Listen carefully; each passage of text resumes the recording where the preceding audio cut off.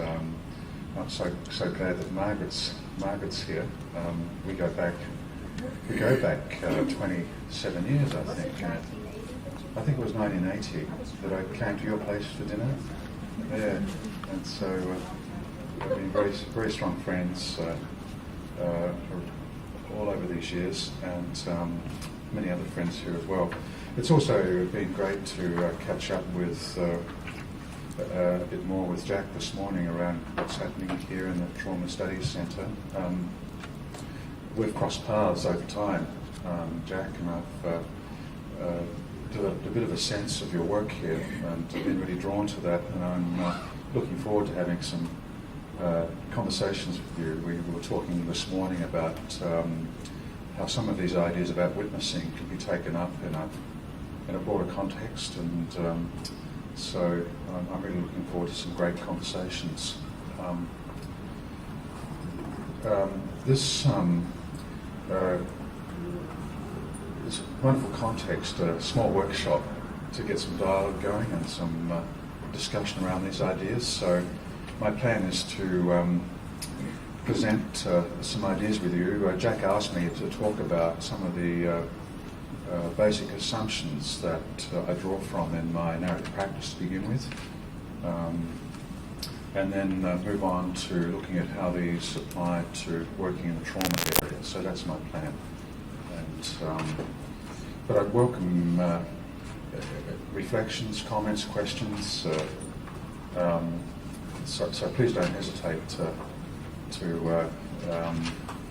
raise those questions or share those reflections or on this work I'll be sharing with you as these 2 days evolve. Just a little bit about my work in the area of trauma, or the work of our centre in the area of trauma. Dudley Centre in Adelaide is an independent centre, and quite a lot of our work is in relation to trauma. I guess about 70% of my work is in the trauma area, and that's in relation to people consulting me in my practice at Dudley Centre, but it's also in relation to working with communities as well. And so, and I hope in this workshop just to share some thoughts with you about the application of narrative practices to working with people who might be consulting us about trauma, but also the relevance of these ideas to working in broader contexts. Since 1994, we've been working with Aboriginal colleagues, with Aboriginal communities in Australia around addressing trauma in their communities. And the Australian Aboriginal people have been subject to what Native American people have over the centuries of colonisation, and these communities are struggling with the same dilemmas and crises in their communities as Native Americans here in North America. And so I've just actually come from Toronto, where I was doing a workshop, but also I was also working with a team in a place called Caledonia, Six Nations. It's Caledonia's town southeast of Toronto, and there are some huge conflicts in the community around land issues, and there's been a lot of violence and lots of trauma, and so we were working with a team over 4 or 5 days with the community in an effort to address not just the trauma that has been in the outcome of what's been happening in Caledonia in the last year, but also in terms of providing a foundation for the communities to find a way forward together. So as Jack mentioned, we're also been involved a bit in work in Africa. Our primary focus in Africa has been with an organisation that provides funding for different agencies throughout different states of Africa who work with children who have lost their families to the HIV/AIDS epidemic, and they have 11 million children on their books, and they provide material support for these children, but they're also working with these children to help them to address the trauma, not just of the loss, but also, when these children lose their families, they're very vulnerable to exploitation, and to address the trauma of that as well, and also to play a role in reconnecting these children to family and culture, because when they lose their parents and aunts and uncles and grandparents, they often become disconnected from community and culture and become non-social, and that's a huge problem in Africa at the moment, these children who are quite non-social, and so we've been involved in various initiatives in Africa with this organisation. In fact, two folks associated with our centre are currently just outside of Bulawayo, working with service providers and also with at a gathering of children. I think there's probably 150 children at this gathering, and they're supporting the youth workers in finding a way of working with these children to address trauma in ways that won't be re-traumatising of them, and that in ways that will open up avenues for reconnection with community and culture and history and so on. So we also do a bit of work in the Middle East around the trauma area in Israel and in Palestine, and one of our workers has just come back from 2 weeks at the Torture Survivor Centre in Ramallah, and so I'm hoping that I can somehow represent the ways in which we take narrative practice up on the micro level, but also on the more macro level. I'd be hoping that we can cover, we can get into conversations that look at the implications of this in a whole range of contexts. But I'll start with the micro,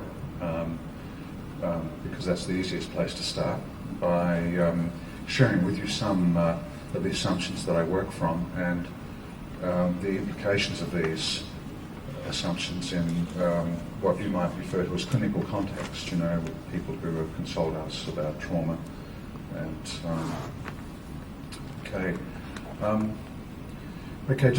I'm going to share some really basic assumptions with you. These assumptions are relatively straightforward, and my guess is that many of them are relatively taken for granted, but nonetheless they have quite profound implications if we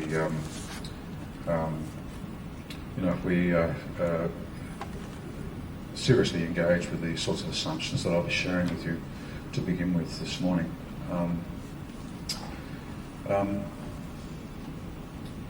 I guess the first thing is very basic, is that just the assumption that all of the people who consult us, whether it's in so-called clinical contexts or in broader community contexts, have meaning-making skills. And these meaning-making skills have been developed in the history of their lives and in their relationships in their communities. And my interest in my work is to provide a context which actually triggers these meaning-making skills. And so a big piece of that is to establish contexts that are triggering of the mental activity, that's favourable for people to are more actively engaged in their meaning-making skills in relation to a range of experiences of their life. I think, as you'll see from the videotapes I'll be sharing with you, that these conversations of narrative therapy look like standard conversations. That it does not look like a context in which there is a counsellor or therapist delivering interventions. So my role is to contribute to a context that triggers the sort of mental activity that people step into when they're active in attributing meaning to their experiences of life. another assumption is that people are always telling stories, and you know, like this assumption is linked to the idea that it's the stories that we have about our life that make it possible for us to attribute meaning to our experiences of life. You know, it's linked to the idea that there aren't intrinsic meanings in experiences of life, that we actually give meaning to experiences of life, and this is an active process, and we actually render experiences of life significant, and we achieve this by taking them into these experiences into some frame. You know, that and it's this frame that makes it possible for us to attribute meaning to our experiences of life. And in terms of where I'm coming from, I understand the self-narrative, or the storylines of one's life, the personal storylines of one's life, to be the primary meaning-making frame that makes it possible for people to actually attribute meaning to their experiences of living. And so, I mean, this is so evident when people consult us. We might meet with a person who's feeling miserable and perhaps despairing, and have a sense of futility in life, and when they join us, they don't sit there and just say depression. You know, instead they tell a story. They might say that they're depressed, but people don't leave it there. They say, I'm feeling despairing, I think I'm depressed. This despair is something that's growing in my life, and I don't have a sense of having a future, and I feel empty, and I don't know when it all started, but I feel like I'm losing my life to this. And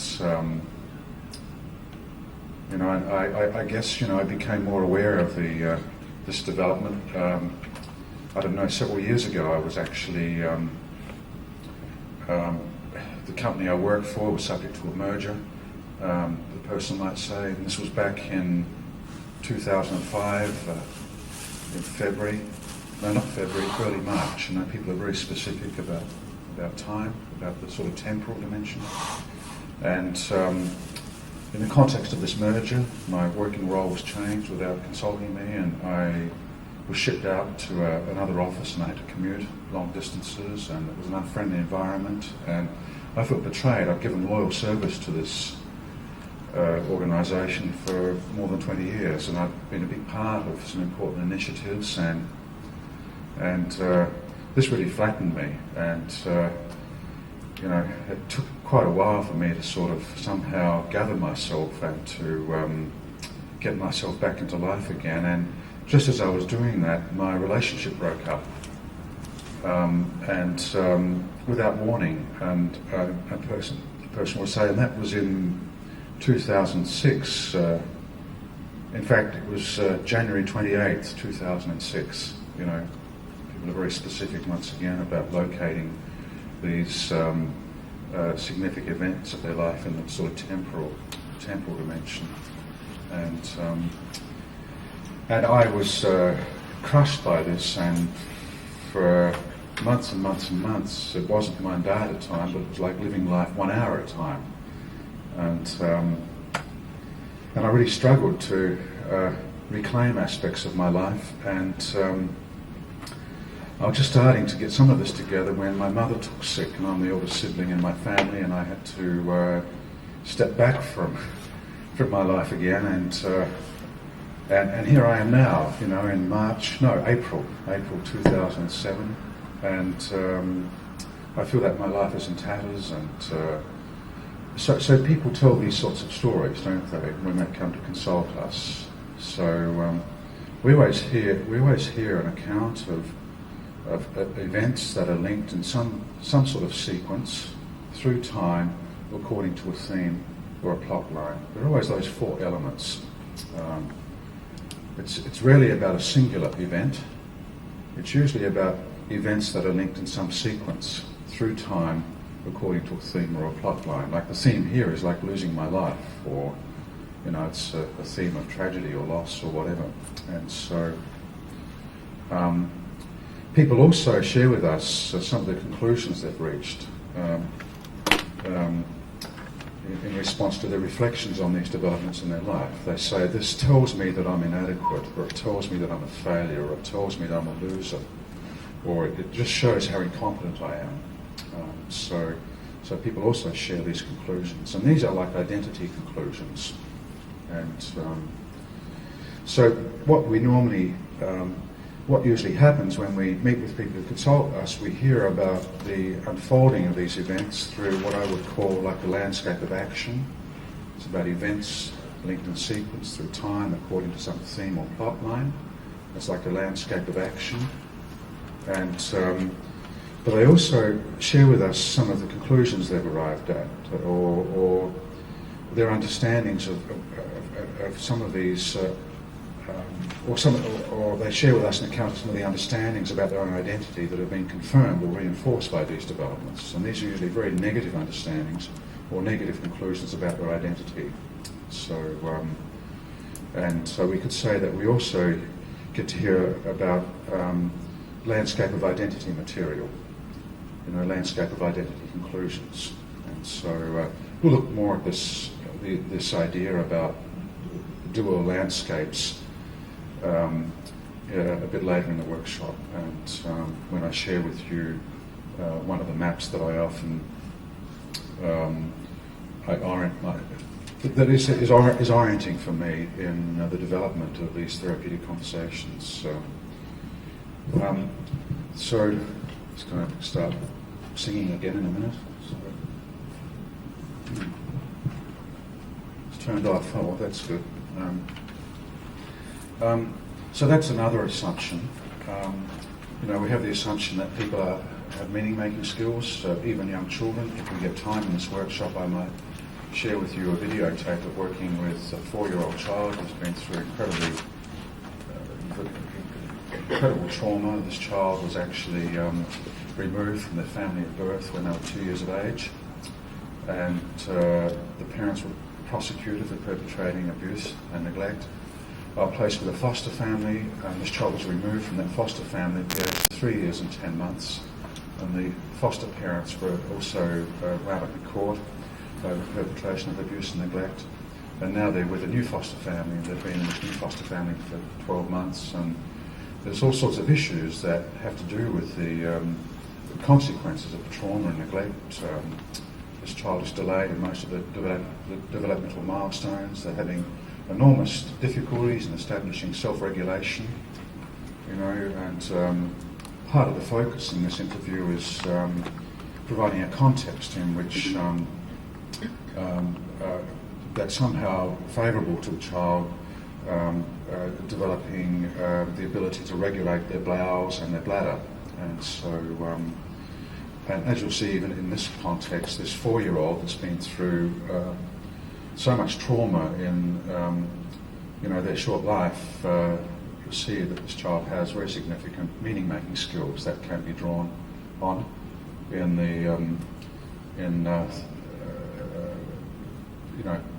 the development of a foundation for them to establish these skills in self-regulation and so on. Is that dangerous, or is that okay? Count down? I hope not. Sorry. So count down for something, or count up. So it's only that we'll have these meaning-making skills that we can find ways of triggering in our work. It's the idea that it's the self-narrative or personal storyline that provides the frame. This frame makes it possible to actually attribute meaning to our experiences of life. And it's also associated with the idea that when people consult us, they tell stories, and this is universal. And And it's important for us to actually, I think, to have the opportunity to sit back and reflect on the story making that is occurring when we sit down and when we're consulted by the people who are struggling with a whole range of dilemmas and traumas and so on. This is the reason this is so important is that it's the story making that is shaping of people's lives and relationships. It's the meaning that people give to their experiences of life that constitute their life. These meanings actually make life up.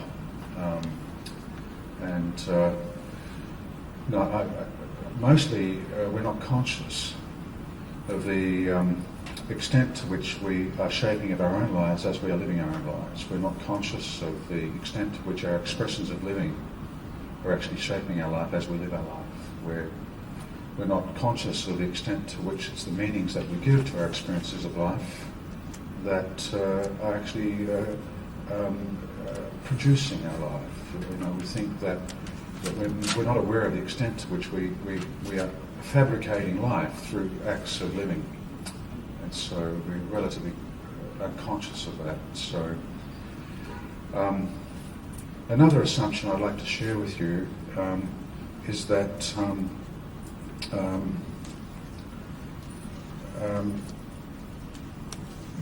life is rich in experience, but very little of this experience ever gets attended to. Very little of this experience ever gets rendered significant. Only a very, very small piece of this experience ever gets rendered significant and taken into the storylines of our life. And so we're highly selective in terms of what we give meaning to. And so there's always a stock of lived experience that is neglected and I guess winds up in the non-conscious, So many of our experiences of life pass like a blip across the screen of consciousness and disappear into a vacuum, into the non-conscious. And so, there was a famous author who decided that he would actually give meaning to every aspect of his experience of one day of living. And so he locked himself away in a room for 12 months in an effort to do this. And this was to give meaning to every experience, including tactile experiences and so on. And he abandoned the project after 12 months because he hadn't got to breakfast. It was impossible to actually give meaning to every aspect of experience. From the time he woke until breakfast, and 12 months was not enough for him to achieve that. So there's such a stock of lived experience that never gets rendered significant. Now, this is associated also with the idea that there are many aspects of lived experience that potentially contradict or could potentially play a part in contradicting these negative conclusions that people have about their identity. That could provide a foundation for the development of subordinate storylines that are in contrast to the dominant storylines of people's lives. And so we know when we meet with people, there's a stock of lived experience to draw from in our therapeutic conversations with them. And so, I can share with you many stories in my work with people, and somehow we got onto some aspect of experience. Sometimes this is even in remote history, that suddenly gets rendered significant. X number of years later, it becomes weighty and becomes significant and becomes a point of entry for what I refer to as subordinate storyline development. And so there's always this stock of lived experience for us to draw from. Another assumption that I'll share with you, and I'm not going to be spelling out all of the assumptions that provide a foundation for my practice. That would spend the whole workshop just doing that. So I'm just going to share with you some of these. Is that life really is multi-storied, not single-storied, and I meet many people who feel imprisoned in their life. They have a sense of being frozen in time. They have a sense that their future will be a reproduction of the present, which in turn is a reproduction of the past. And they live in a timeless world. They don't have a sense of the unfolding of developments in their life through time. And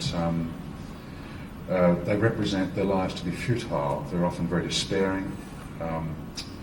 They represent the landscape of their life to be lackluster and without possibility. And they feel trapped, like in a single dimension of living. And so many of the people who refer to me with a diagnosis of borderline personality disorder, this is their predominant experience: a sense of emptiness, futility, and so on. But even in these situations, there is always a subordinate storyline, or subordinate storylines that are present as very thin traces, that are usually not visible to people who consult us. And I think it's possible for us to develop the sort of listening skills that contributes to the identification of these thin traces of the subordinate storylines in people's lives, and also to develop the sorts of skills that support the people consulting us to richly develop these subordinate storylines so they come out of the shadows. And the more richly developed these subordinate storylines become, the stronger a foundation a person has to proceed with their life. A lot of people ask me, well, what is the theory of change from this narrative perspective? I guess there are numerous responses to that question, but one of my responses would be that the rich development of the subordinate storyline provides a foundation for people to actually address their problems and predicaments of their life. It makes it possible for them to engage in actions that are healing or potentially healing of their, them in response to the traumas of their past. And so it's this rich story development that provides that foundation. People become aware of some actions that they could take that would be more in harmony with what they're learning about, what's important to them, about what they give value to, and about what they intend for their life. And so it's through this rich story development that some of these other conclusions about life become more visible and become more influential in the shaping of life. And you'll see that in these narrative conversations there's quite a focus on establishing a context in which people are able to give voice to what it is that they do give value to, that's been continuous through their life, that's represented in a range of responses to their predicaments, and what it is that people intend for their lives, and it's reflected by some of these responses. And it's the rich development of these conclusions about one's intentions and about what one gives value to that provides a wonderful foundation for people to proceed with their life. That suddenly, as I said, people become aware of a whole range of options that, for taking action, that would be in harmony with what they give value to and with what they intend for their life. So there's a huge, very significant emphasis on that in narrative practice. In this workshop, apart from sharing with you some of these ideas about narrative and apart from illustrating some of these practices of work, I'm also going to talk a little bit about the nature of inner experience and what these conversations do in relation to one's internal experience. And at this time I'll be speaking about the work of William James. Some of you are familiar with William James's work. I'll be specifically speaking about his understanding of the self, which is based upon a stream of consciousness. James argues that what we experience as a self is really founded upon a stream of consciousness. And I'll also be, and this stream of consciousness is like the language of inner life. And what I'll be suggesting is that these narrative conversations contribute to the reinvigoration and redevelopment of this language of inner life. And with that reinvigoration and redevelopment comes a greater sense of personal intimacy and a sense of personal warmth often displaces that sense of emptiness. And this also provides a foundation for people to relate intimately to others as well. And so in this in focusing on this, I'll also be talking with you a bit about the work of Lev Vygotsky, a Russian psychologist who was born in, I think, 1896, and he died in the early 1930s. Some of you will be familiar with Vygotsky. No, what's the name exactly? Vygotsky, Vygotsky, Lev Vygotsky. Those people who are into early childhood development probably will be familiar with Vygotsky's work. He was a Russian Jew who struggled under the anti-Semitic policies of Tsarist Russia. Despite that, and despite the strict quota on Jewish enrollment at Moscow University, he managed to get into Moscow University, and I think he was interested in literature and law, but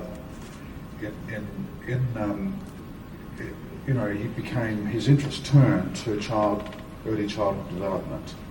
And he began to do his own research into early childhood development, and he wound up challenging a lot of popular ideas about early child development, including some of Piaget's notions. Unfortunately, he struggled also with the anti-Semitic policies of Bolshevik Russia. And his work was seen as a threat to Soviet psychology, and his books were banned by Stalin. And he died in the early 1930s of consumption. And so his work only resurfaced in Russia during the new liberal era under Khrushchev in the 1950s. And of course, it's taken a while for it to get taken up in Western culture. But I'll be referring to Vygotsky's work because Vygotsky actually provides an account of the development of that stream of consciousness that James is just content to describe. James did not describe the origins of the self, but Vygotsky does provide an account of the origins of the self, and he argues very strongly that the self is social and relational in its origins. And so we'll talk a little bit about some of Vygotsky's understandings of that at the same time that I'm just reflecting on the part that these narrative conversations play in the reinvigoration of that stream of consciousness. So we'll be taking two different perspectives on what's happening in these therapeutic conversations and in our work with communities. So that's just a few assumptions. Now, associated with this is the idea that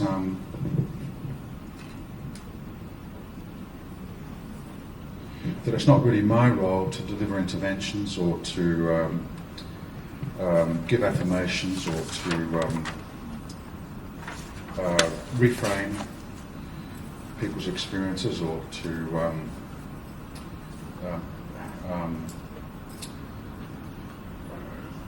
evaluate people's lives. It's also not my role to take to step into a sort of like a primary authorship position in my work with people who consult me.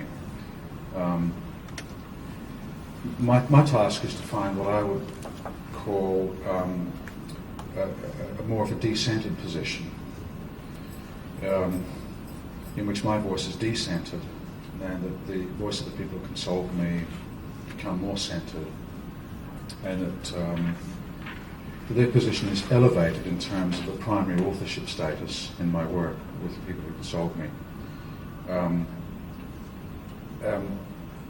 It's consistent with this understanding about the multi-storied nature of life for me to step back from any storytelling role. Okay, I cannot know in advance the content of these subordinate storylines of people's lives, and all I know is that in these therapeutic conversations we'll get onto some of those subordinate storylines, and that I can't even know in advance the destination that we'll arrive at the end of our conversation with the people who consult me. And so, so often people come along with a particular goal in mind, and they radically revise that in the course of these conversations as they become more familiar with other accounts of their life and history, and as they step into other conclusions about who they might be. Their own destination is transformed in the process of these therapeutic conversations. So the only thing that I can safely predict at the outcome of my meetings with people is that the end point is totally unpredictable. That's the only thing that I can safely predict. That will be at a place at the end of these conversations that I could not have predicted. And so, for me, this is a very exciting aspect of narrative practice. It's not about reproducing the known and the familiar. And I know that I'm even more fascinated with life now, and this is like many years into my career, and I've seen thousands and thousands and thousands of people and families over many years, and I would say that I'm even more fascinated today than I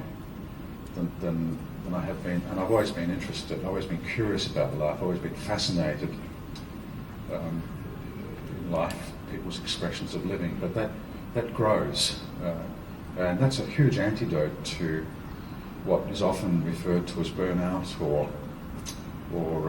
vicarious trauma. We hear a lot about that these days. I really sincerely believe that vicarious trauma is not the outcome of working with trauma, it's the outcome of how we orient ourselves in that work. I don't think it has to do with working with trauma. I think it's to do with how we orient ourselves in that work. How we orient ourselves in that work. How we are positioned in that work.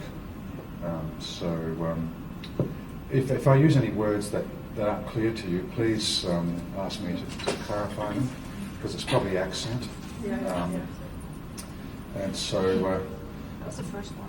When I come, sorry, that's the that was the first one. Yeah. Okay. I've been in North America now for 3 weeks, so my accent's become quite Americanized, and so and disappeared. But there may be some more Americanization that would be helpful. And so I remember doing a workshop many years ago in the 1980s, early 1980s in Portland, Oregon, and part of this workshop was about narrative practice, but also about what I bring to this in terms of my interest in the operations of modern power, and also what I understand from historians of thought about the constitution of the self through culture and through these operations of power. And I was specifically referring to the work of Michel Foucault and also Bourdieu, whose work's been very interesting to me. And people are very confused as I was actually speaking about power and as I was thinking about what I was talking about as dual landscapes of life. And on the second day of the workshop, before afternoon tea, I'd mentioned a couple of things. I'd mentioned something about thinking about exceptions to the dominant storyline as like sparkling events. And people put that together with the idea of jewel, like jewel sparkle. And everybody lit up. And I said something else as well, but something I clarified for them what power meant. And so someone came up to me and said, Michael, we've got it, like dual landscapes, dual sparkle. Well, I'd meant dual landscapes. and then there was this thing about power, and there was this take on power, which was totally wrong in terms of where I was coming from. I meant power, okay? And so I had to redo the whole workshop between afternoon tea and 4:30, which gave me about an hour and a half to recover myself. So, so if you hear words that are unfamiliar, please ask me to clarify them. So.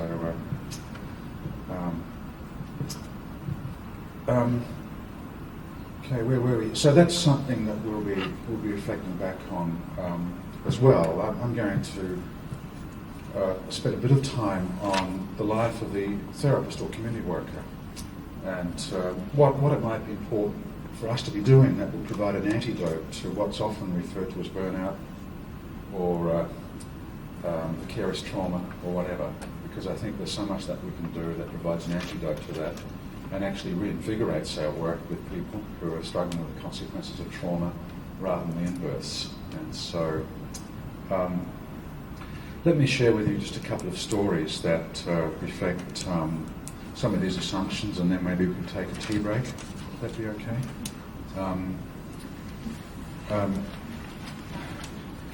First, a story of Deanne. Deanne's a girl who's about 11 years of age, who's referred to me by the Child Protection Services. And Deanne was removed from her biological family about 18 months before I met her, and she's now living with a foster family. These foster parents are very caring and loving. And Deanne's parents were both prosecuted for perpetrating abuse and neglect on Deanne's life. And so we're really looking at the first 9 years of her life is, 9 years of traumatic experience. Under the care of these foster parents, Deanne's development is proceeding. She was delayed in all of her developmental milestones as well, and short in stature. And in response to these, so that there's been lots of positive developments, but there are still ongoing issues around her isolation. She's very withdrawn, very cut off, and at school she spends any available time outside the classroom in the library by herself. She seems very fearful of social interaction with other children. She also struggles with insomnia still. And has nightmares as well. And the Child Protection Service was hoping that we could do something that would address the social isolation, which is becoming an increasing problem as Deanne gets older, and also do something to address some of the consequences of trauma that contributes to insomnia and to these terrible nightmares. So I met with Deanne and her foster parents, and it also became clear to me in this conversation that Deanne experienced shame, and that she still held herself accountable or responsible for some of the abuses that had been perpetrated on her, through, these 9 years of her life. And this was despite the fact that many people had tried to talk her out of this, that you only experience that shame because of the abuse that you were subject to. And